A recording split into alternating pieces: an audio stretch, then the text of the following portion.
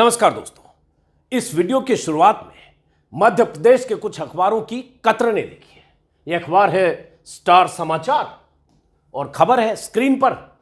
रायपुर से गांजा की खेप लेकर आ रहा था बजरंग दल का जिला संयोजक।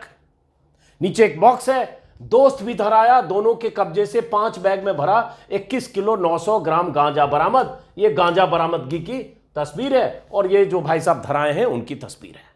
यह एक बॉक्स है, हवालात में बेशर्म मुस्कुराहट, मूंछों पर देता रहा ताव। पकड़ा गया गांजा की तस्करी में, लेकिन इसकी सेहत पर कोई फर्क नहीं, क्योंकि ये भाई साहब फेसबुक के मुताबिक सुंदरम तिवारी हैं सच्चे देशभक्त। इसके बाद इसी में है, कई महीने से था आरपीएफ की रडार में। देखते जाइए कि बजरंग दल के कार्यकर्ता क्या क्या कर सकते हैं और क्या क्या करते हैं। अगली खबर है एमपी से, यह भी एक अखबार में। अवैध शराब विक्रय में लिप्त मिला बजरंग दल का जिला संयोजक। शराब कारोबारी से सौदा टूटने पर कर्मचारी का सिर फोड़ा। और ऐसे ही ऑडियो और दारू के हिसाब का चैट हुआ वायरल। अगली खबर फिर देखिए, आरपीएफ के हत्थे चढ़ा गांजा तस्कर। रायपुर से लेकर आ रहे थे खेप। बजरंग दल का पन्ना जिला सह संयोजक है एक आरोपी। और फिर ये वीडियो और तस्वीर ये दैनिक भास्कर में छपी है। ऐसी खबरें मध्य प्रदेश के अखबारों में छपी है। बजरंग दल के जिला सह संयोजक के पास मिला 35 किलो गांजा, साथ ही सहित 2 आरोपी गिरफ्तार, 3 फरार। इन खबरों के बाद यह वीडियो है, जिस वीडियो में पुलिस हिरासत में है और एकदम सहज है, जैसे न इसने कुछ किया है, न इसने कोई गुनाह किया है, न इसकी सेहत पर कोई फर्क पड़ रहा है। यही वो शख्स है बजरंग दल का। तो कुल मिलाकर इन खबरों का लब्बो लुआब यह है कि बजरंग दल का नेता या बजरंग दल का कार्यकर्ता धंधा गांजे और शराब की खेप ले जाने का सुनने में आपको अटपटा लगना भी नहीं चाहिए, क्योंकि तथ्य सामने है।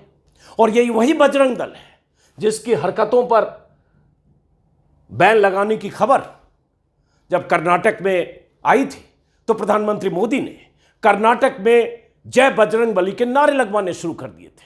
यह वही बजरंग दल है जिस पर पाबंदी की आशंका के बाद पीएम मोदी ने इस संगठन को बजरंग दल से जोड़कर कर्नाटक में पूरा चुनाव प्रचार केंद्रित कर दिया था। यह वही बजरंग दल है जिसके लुच्चे और लफंगे और असामाजिक तत्वों की हरकतों को बजरंग बली से जोड़कर पीएम मोदी, अमित शाह, जेपी नड्डा और बीजेपी के तमाम नेताओं ने कर्नाटक में एक नैरेटिव सेट करने की कोशिश की थी। और यहां ये क्या करते हुए पकड़े गए हैं ये आप देख लीजिए। बात बजरंग दल की हुई थी और प्रधानमंत्री मोदी चुनाव में बजरंग बली को ले आए थे। कर्नाटक की जनता ने मोदी और उनकी पार्टी का क्या हाल किया ये तो आप जानते हैं। अब बजरंग दल से जुड़े एक शख्स का कारनामा सामने आया है। गौर से सुनिए और समझिए कि ऐसे लोगों की फौज पर कुछ सवाल अगर उठाए जाते हैं तो मोदी से लेकर शाह तक कैसे बवाल मचाते हैं, लेकिन जब खुद को राष्ट्रवादी और संस्कारी कहने वाले, विरोधियों को देशद्रोही कहने वाले ऐसे लोगों की जमात से कुछ चेहरे जब बेनकाब होते हैं, उनकी करतूत सामने आती है तो सबको साफ सूझ जाता है। तब भी हम जैसे लोग यही कह रहे थे कि बजरंग दल को बजरंग बली से जोड़ना बजरंग बली का अपमान है। यही इस वीडियो में इन खबरों के हवाले से मैं फिर आपको बताने जा रहा हूं। इस बीच दिल्ली में भी एक कांड हुआ है।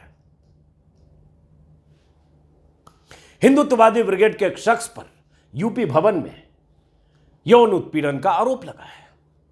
स्क्रीन पर आप देख रहे हैं, तिरंगा इन्होंने पीछे लगा रखा है, लेकिन भाई साहब अभी फरार है। यूपी भवन के 3 अफसरों को सस्पेंड कर दिया गया है। कहा जा रहा है कि राज्यवर्धन सिंह नाम का यह शख्स किसी अभिनेत्री को बीजेपी नेताओं से मुलाकात करवाने के लिए या कुछ अधिकारियों से मुलाकात करवाने के लिए यूपी भवन ले गया था। इस खबर के बारे में भी बताऊंगा, क्योंकि ये भी खुद को राष्ट्रवादी और देशभक्त मानते हैं। ऐसे लोगों की असलियत आपको जाननी चाहिए। लेकिन पहले बजरंग दल के उस तस्कर की खबर जिसका मैंने शुरू में जिक्र किया। ये हेडलाइन है जो 7वां संस्करण के स्टार समाचार में आज छपी है खबर। अब यह खबर क्या है? खबर में कहा गया है कि सारनाथ एक्सप्रेस से गांजा लाते पकड़े गए तस्करों के कब्जे से 21 किलोग्राम गांजा बरामद किया गया। इसको मैं जरा आपकी सहूलियत के लिए जरा इसको जूम इन करता हूं ताकि आपको समझ में आए। 21 किलो गांजा बरामद किया गया। गांजा तस्करी का मुख्य आरोपी पन्ना जिले के बजरंग दल का जिला सह संयोजक है। दोनों तस्कर रायपुर से गांजा की खेप लेकर सारनाथ एक्सप्रेस में सतना के लिए बैठे थे। आरपीएफ की टीम ने, क्राइम ब्रांच ने दोनों को उचेहरा स्टेशन से उतारकर भागने का प्रयास किया तो दोनों को पकड़ा और ये किया। और ये जनरल कोच में सफर कर रहे थे। दोपहर 12:30 बजे के आसपास आरपीएफ को इन्हें हैंडओवर किया गया। तो ये खबर मध्य प्रदेश के कुछ अखबारों में छपी है। यहां आपको ये खबर ऐसे दिखेगी नहीं और आपको लग सकता है कि बजरंग दल का कोई कार्यकर्ता ऐसे पकड़ा गया। तो इस खबर को मैं कुछ ज्यादा दिखा क्यों रहा हूं, उसकी वजह है क्योंकि इसी बजरंग दल का जिक्र कांग्रेस के मैनिफेस्टो में था।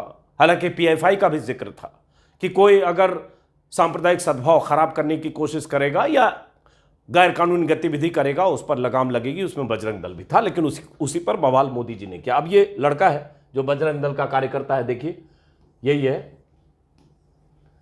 ये गांजा उजा जो पकड़ा गया है और इसमें 21 किलोग्राम गांजा के साथ अपने साथी राज के साथ पकड़ा गया। सुंदरम तिवारी पन्ना जिले में बजरंग दल का जिला सह संयोजक है और आरपीएफ के जवानों को अपने प्रभाव में लेने के लिए अपनी ऊंची पहुंच का हवाला भी दिया। जब ये पकड़ा गया, गांजा के साथ पकड़े जाने के बावजूद बजरंग दल के जिला सह संयोजक सुंदरम की हेकड़ी नहीं उतरी। वो जीआरपी के हवालात में बेशर्मी से मुस्कुराता रहा। इतना ही नहीं, आरपीएफ और जीआरपी जवानों की मौजूदगी में हिरासत में होने के बावजूद मूंछों पर ताव देता नजर आया। उसे न तो पुलिस का भय नजर आ रहा था, न अपने किए पर कोई पछतावा था। गांजा की खेप के साथ पकड़े गए सुंदरम तिवारी के सोशल मीडिया अकाउंट में कई प्रभावशाली लोगों के साथ तस्वीरें हैं। अपने इन्हीं संबंधों का हवाला देकर कई मर्तबा जीआरपी और आरपीएफ के जवानों को अपने प्रभाव में लेता नजर आया। और विस्तार से है कि कैसे ये गांजा के लिए तस्करी करते हुए पकड़ा गया। इसमें तो खबर यह है कि डील टूटी तब हुआ काले कारनामे का खुलासा। और क्योंकि शराब किसी के ठेकेदार के लिए लेकर आ रहा था और उसके बाद जब अवैध ढाबों में माफ करें, गांव और ढाबों में शराब पहुंचाई जाती थी। ठेकेदार के साथ किसी कारण से डील टूट गई। गुस्साए सुरेंद्र शिवहरे ने अपने साथियों के साथ ठेकेदार के एक कर्मचारी का सिर फोड़ दिया। इतना नहीं, जब पुलिस ने इस मामले में कुछ लोगों पर मुकदमा दर्ज किया तो सुरेंद्र शिवहरे ने बजरंग दल की आड़ में कार्यकर्ताओं के साथ पुलिस अधीक्षक के कार्यालय में पहुंचकर पुलिस पर आरोप लगाए और ये वो जो भी है। तो ये तो कहानी आ रही है बजरंग दल के कार्यकर्ता की, जिला सह संयोजक की, और अब इसकी गिरफ्तारी की तस्वीरें हैं। लेकिन जाहिर है कांग्रेस इसे इशू बनाएगी तो कांग्रेस इशू बना रही है।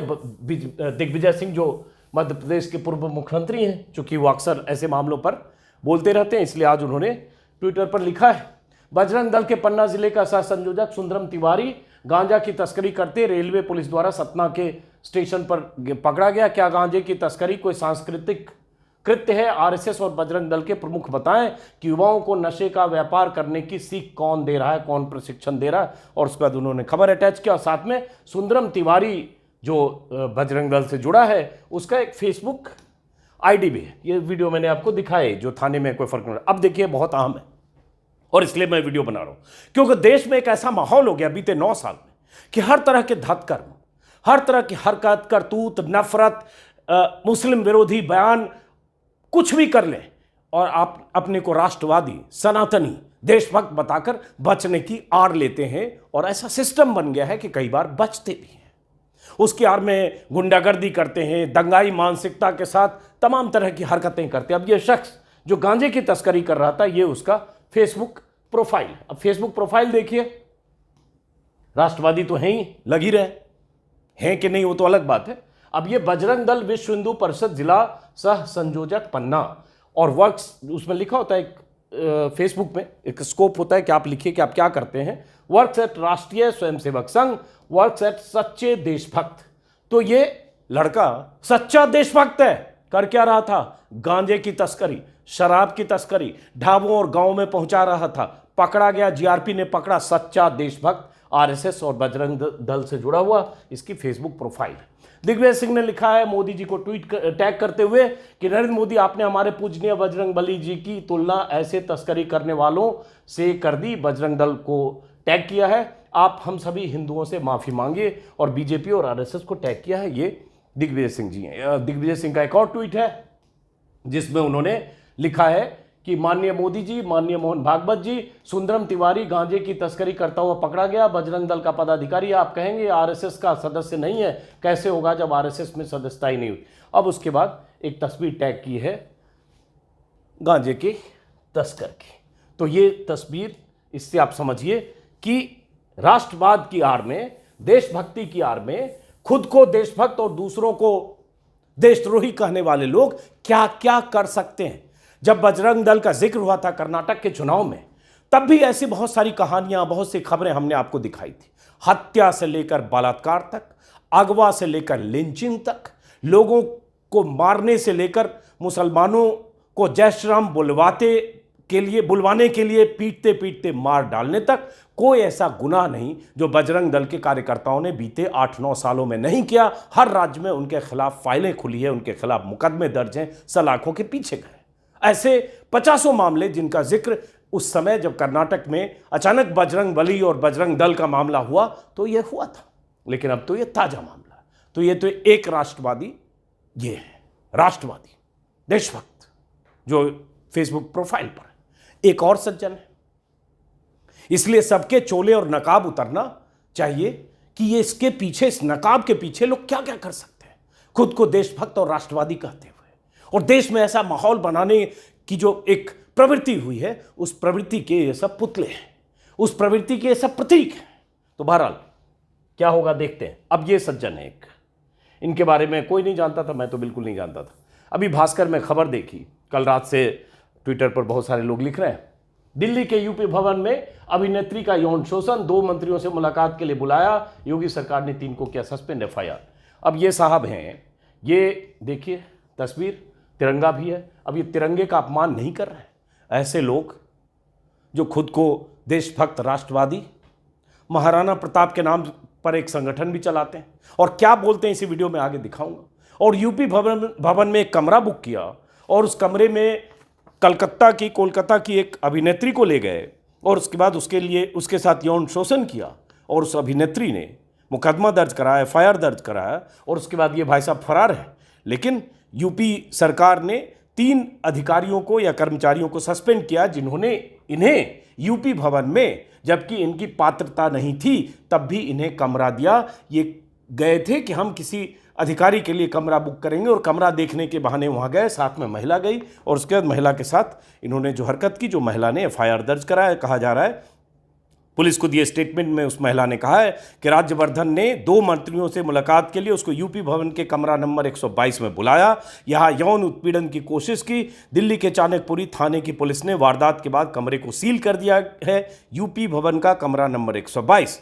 दिल्ली पुलिस के छानबीन में सामने आया कि यूपी भवन में वारदात के वक्त वहाँ रिसेप्शन पर राकेश चौधरी और पारस मौजूद थे। इन लोगों ने आरोपी राजवर्धन को कमरा उपलब्ध कराया। बताया जा रहा है कि आरोपी राजवर्धन सिंह परमार उन लोगों की सूची में शामिल नहीं है जिन्हें यूपी भवन में कमरा दिलाया जाए या आवंटित किया जाए। यौन शोषण की शिकायत करने वाली महिला कोलकाता फिल्म में काम करती है और सीएम योगी ने 3 लोगों को सस्पेंड किया, जिसमें जो व्यवस्था अधिकारी दिनेश कारूस हैं, राकेश चौधरी और पारस हैं। और अब यहाँ पर जांच हो रही है। कहा जा रहा है कि ये 43 मिनट बाद राजवर्धन उस महिला के साथ कमरे से बाहर आया। घटना 26 मई की है। सीसीटीवी में सबूत है कि 12:22 पर वो आता है, साथ में पीड़ित महिला है। दोनों कमरा नंबर 122 में जाते हैं, फिर 1:05 पर कमरे से बाहर निकलता है और 27 मई की शाम को युवती ने परमार के खिलाफ थाने में शिकायत कर दी कि पीड़िता ने कहा कि उसके साथ जबरदस्ती यौन संबंध बनाए गए। पुलिस सबूत जुटाने में लगी है, फॉरेंसिक सबूत वगैरह जुटाए जा रहे हैं। एक पन्ने का ये सूचना कहें, नोटिस कहें, जानकारी जो एसपी गोयल अपर मुख्य सचिव की तरफ से ये दी गई है। नोटिस कहें, सस्पेंशन। अब ये भाई साहब क्या है, राष्ट्रवाद, देशभक्त, ये एक ऐसा माहौल है, उसी की वजह से ऐसे लोगों की दुकान चल रही है। अब इसको समझिए क्यों मैं दिखाना चाह रहा हूं। खबर तो वही है जो बताया। अब ये देखिए भाई साहब, महाराणा प्रताप सेना प्रेस कॉन्फ्रेंस बाकायदा कर रहे हैं। राज्यवर्धन सिंह परमार बीच में बैठे हैं, मेरे ख्याल से यही है। अब इस वीडियो में क्या कह रहे हैं ये आप सुनिए, ये बहुत जरूरी है सुनना। ऐसे लोगों की दुकान क्यों चल रही है मोदी योगी अमित शाह के राज में, ये समझना जरूरी है। और ये लोग जो दिखते हैं उसके पीछे इनका चेहरा क्या है, सुनिए। अरे मुस्लिम यहाँ है कौन? जो बचे हैं हम पाकिस्तान में आए। भारत हिंदुओं का देश है। अगर हिंदुस्तान में रहना है तो हिंदू बनना पड़ेगा, और अगर यहाँ की तहजीब में रहना है तो जो श्री राम कहना होगा, और जो श्री राम नहीं कहेगा तो श्रीलंका, पाकिस्तान, जहां जाना होगा चला जाए, वरना महाराणा प्रताप से ना सर्कल करने का काम। अरे मुस्लिम यहाँ, एक बार फिर सुनिए। अरे मुस्लिम यहाँ है कौन? जो बचे हैं हम पाकिस्तान में आए। भारत हिंदुओं का देश है। अगर हिंदुस्तान में रहना है तो हिंदू बनना पड़ेगा, और अगर यहाँ की तहजीब में रहना है तो जो श्री राम कहना होगा, और जो श्री राम नहीं कहेगा तो श्रीलंका, पाकिस्तान, जहां जाना होगा चला जाए, वरना महाराणा प्रताप से ना सर्कल करने का काम। ये मुस्लिम यहाँ है कौन, ये बंदा कह रहा है जो बचे हैं वो पाकिस्तान चले जाएं, और या फिर उन्हें जय श्री राम कहना होगा, ये बंदा ये कह रहा है।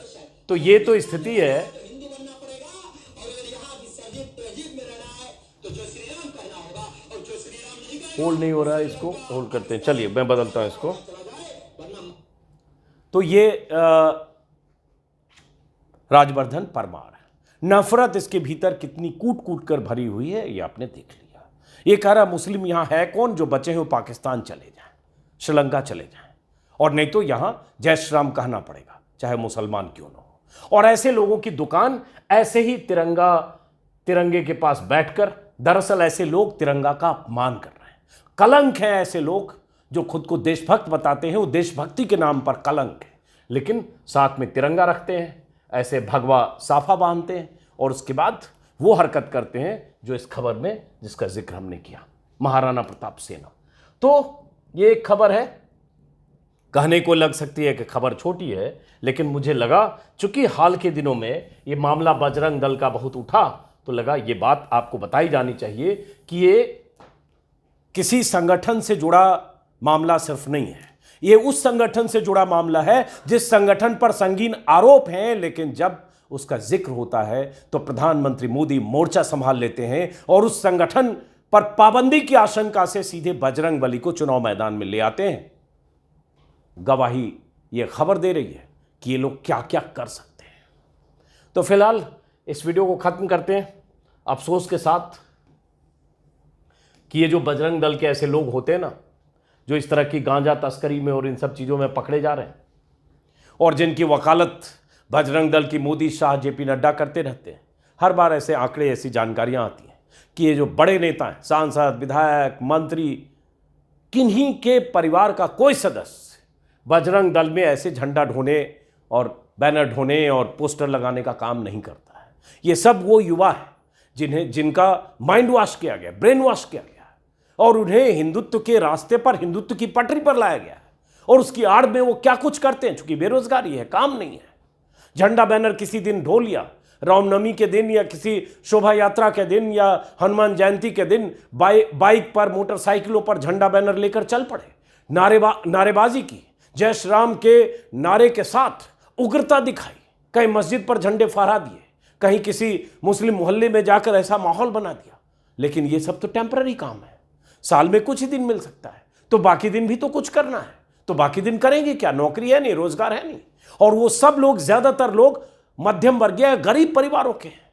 तो उसके बाद क्या कर सकते हैं? उसी की मिसाल है। वो ये भी कर सकते हैं कि वो गांजे और शराब की तस्करी कर सकते हैं, और पकड़े गए तो कोई फर्क नहीं पड़ता है। बहरहाल इस वीडियो को मैं खत्म करता हूं, फिर मुलाकात होगी किसी और वीडियो में। अगर आपने मेरे YouTube चैनल को सब्सक्राइब नहीं किया तो सब्सक्राइब करेंगे, सब्सक्राइब किया तो ज्वाइन करेंगे।